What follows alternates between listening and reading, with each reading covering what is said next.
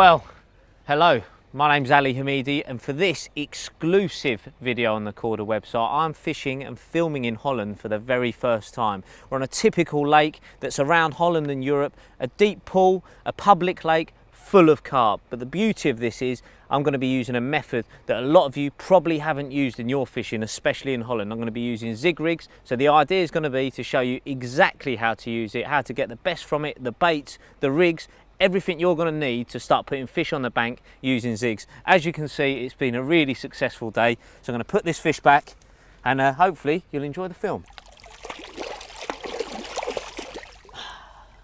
The first thing you need to do when using zigs is actually finding out the depth of water that you're fishing in. So I haven't really got a clue what it is out there. I'm going to be casting towards this water outflow that's pumping up. There's a lot of fresh water coming into the lake. A lot of fish are going to be congregated around that because I've already noticed the anglers here are all fishing quite close to the bank. So it's natural for the fish to be pushed out to the middle. So why not fish there? That's exactly what I'm going to try to do. So first job, get the float out. Got a braided line on this. That ensures there's no stretch in it, so I get maximum sensation down the fishing rod. So, but it's not imperative when using zigs, because there we go, right to the edge of the water. Now I'm going to feel this down on a tight line.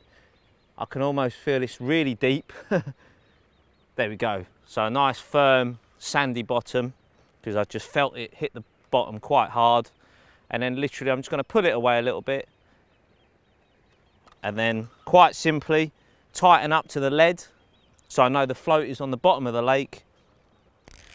Release the quick drag on the Bezier, and then simply just release 1 foot at a time. It's basically 3 feet to 1 meter. So 1, 2, 3, that's 1 meter, 4, 5, 6, 7, 8, 9, 10, 11, 12, 13, 14, 15, 16, 17, 18, 19, 20, 21. Right, so we know it's 21 foot right on the edge of that water. So that is, if I divide it by 3, roughly around sort of 7 meters deep. So really deep. So it is perfect for fishing zig rigs. There's going to be a lot of fish out there, but very few of them are going to be on the bottom of the lake. So it's important to get a bait up there in amongst where the fish are. So now we've found the depth, I'm going to put it in the clip, pull the float back down, and then mark out the distance so I can fish right out there where I think the fish are. So just going to pull the float back down till I feel the lead. There you go. Rod tip pulled down there, felt the lead, put it under the line clip because that's going to mark my distance. Nice and easy. And then bring it back in. So we've got our mark sorted, and then I'm going to be able to assess what level I want to fish. I'm probably going to start with zigs maybe 2 foot under the surface. So probably just under 1 meter or half a meter under the surface. That's how I'm going to attack it, and then assess how it goes. If the fish I'm catching fish well there, but if I think I should be catching more, then I'll either go up higher towards the surface or come down lower based on the amount of fish I see on the surface. So marker floats are done, time to get the rod sorted.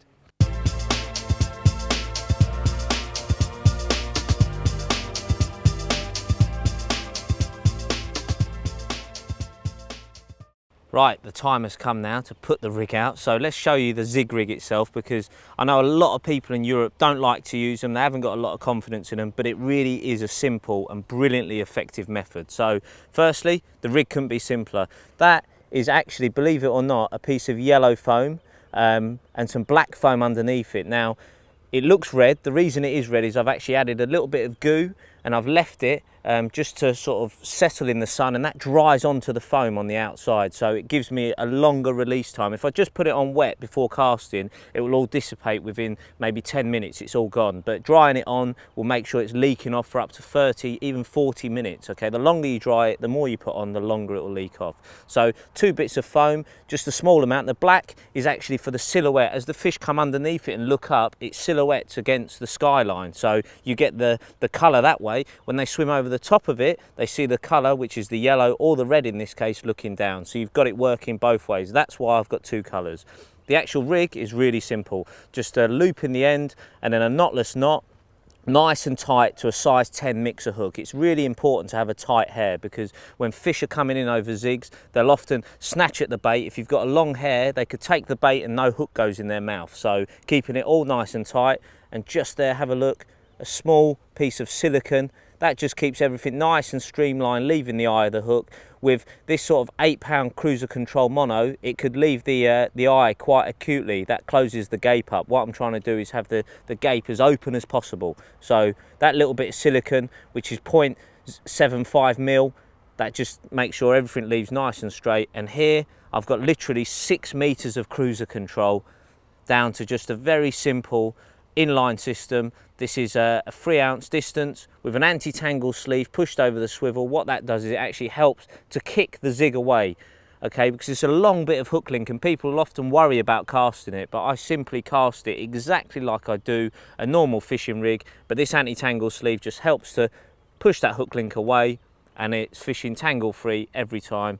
And then just a tail rubber on the end. Everything's done. Really simple, but really effective. So it's time to get it out there. Nice top tip for you when you're using zigs is to actually keep adjusting the colour of the foam that you're using. A lot of people, they'll cast out, they might not get any action and they'll just presume zigs aren't working. That isn't the case. Just changing. Look, in this tub I've got reds, I've got whites, I've got yellows, I've got bits of cork, I've got bits of black. They're all swimming in the Pineapple Supreme goo, but what I do is adjust that goo leaks off, and then I've got the colour there. So top tip, change the colour of your foam, take plenty with you and experiment.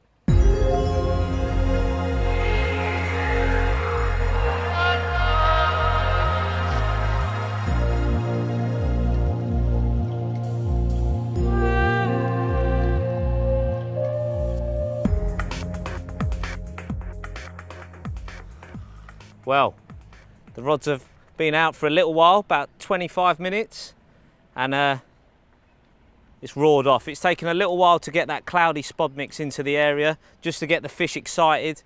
A lot of bait now, and I'm starting to see fish rolling in the cloud, and definitely getting into a frenzied mood now.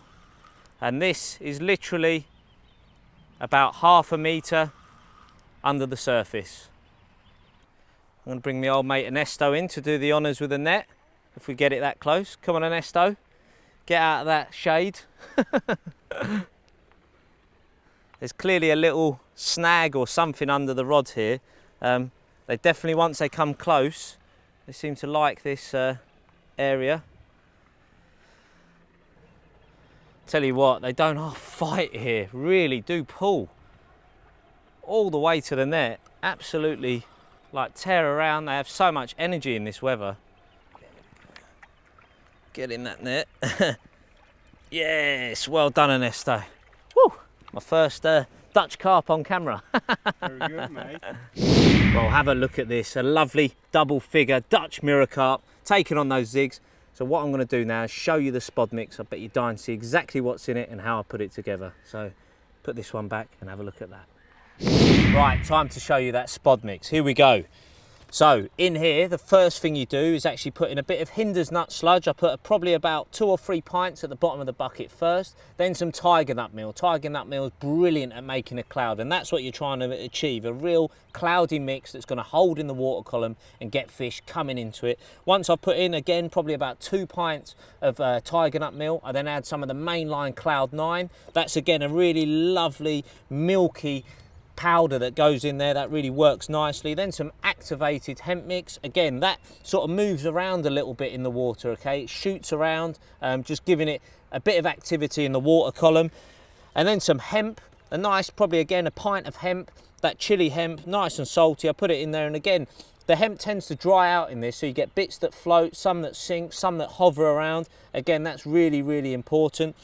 And then after that, I add some sort of evaporated milk. I keep a couple of gallons, I take it with me when I'm zig fishing, pour it into that bucket, stir it up, and then all you've got to do is once you come round to the swim, just add water. And what you're trying to achieve, if you have a look at this, look, it's quite sticky. It's not watery and it's not totally dry.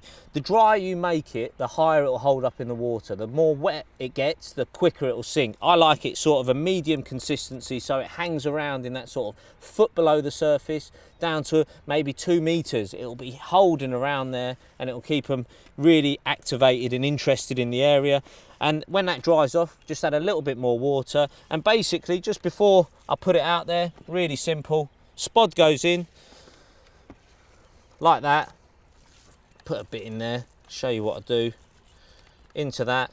And just to finish it off and complement it nicely, this really makes a big difference nowadays. A nice bit of peach goo, and that keeps that smell and taste in the water a lot longer. I've noticed that I have to put a lot less spods out now to keep the fish interested. That goes in there and you just get those spods out. So I've got no rods in the water. I'm going to get the rods back out, and next we're going to talk about the frequency of spodding.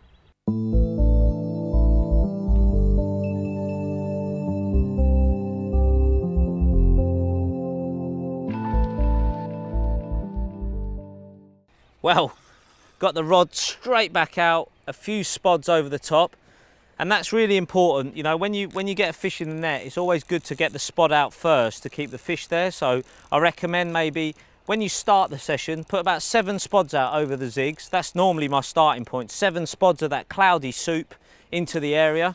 And then once you've settled, some lakes you go to, it's interesting because they will take the bait when you're spodding over it, almost as the spod lands. This lake tends to react more when the spod hits the bank. So it's almost like the spod, the sound of the spod, they don't love it, you know, but they do come in shortly after into the smell and the taste. So it does vary from lake to lake, but once you've started catching fish and you've got the fish in the area, then I recommend maybe using 2 or 3 spods over the rig straight away. If you've not had a bite, then give it a few minutes, put a few more out, and just keep topping it up like that. It really is an enjoyable method because you're always at the front of the swim, you're always putting bait out, and you know, if you're sitting down, then the chances are your swim won't be reacting. You know, what you need to do is keep the fish in the area, keep them active, keep the bait going in, and the fish respond, just like this one. People always like to use heavier hooks and lines, but really with zigs it's all about finesse. So small hook like that little size 10 mixer and the 8-pound cruiser control mono, that really is all you need. But these fish have got quite big mouths, so a slightly bigger hook is helpful just to catch them as they mouth it. Here we go. Oh. Yes, get in the net. Excellent. Well done, mate. Well, literally got that other fish in the net and the other rod's off. And that's the beauty, when you start fishing zigs well and the bait's in one area, both rods can go at the same time. It's really, really effective like that. I think this is a grass carp because seems to be fighting quite erratically. Man, I don't know, I'm not sure. There's just so many fish out there now. Out she goes. So we're now going to try to net 2 carp into 1 net.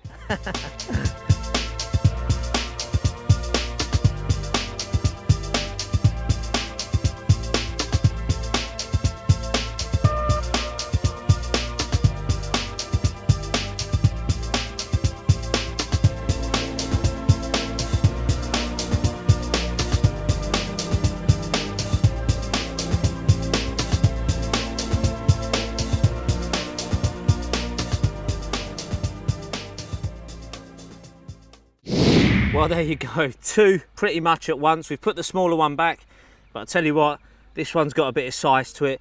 Probably not far off 20 pounds if it isn't 20, but very welcome. And the fish are coming like London buses now. So I'm going to put this one back and hopefully catch a few more.